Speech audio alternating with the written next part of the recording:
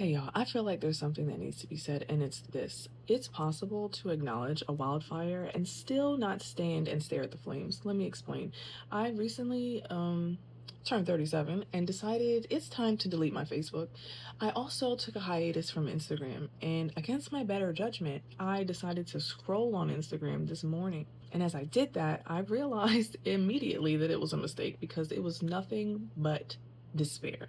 There were two main topics that seem to be very hot button right now, and that's tax refunds and a current public display of electronic correspondence that has made its way to the light of day. This is very grieving, and for some, it's even blindsiding, but there are also those of us that saw this coming 1,000 miles away. So while still grieving and just gut wrenching, it's not shocking. Unfortunately, there's nothing new under the sun. When we look at scripture, especially in the Old Testament, we see that this kind of wickedness has existed since the beginning of time. And in the past, God has had to deal with such wickedness in very extreme ways.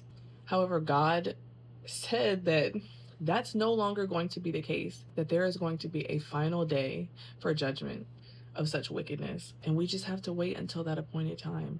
Yes, incredibly wicked evil is being exposed right now, but there is an even more powerful, just, and holy good that's awaiting the appointed time to serve justice. The first two verses I want to leave you with are an instruction to keep our minds and eyes fixed up above. The first is Isaiah 26, verse 3, and it says that he will keep in perfect peace those whose minds are steadfast on him because they trust him.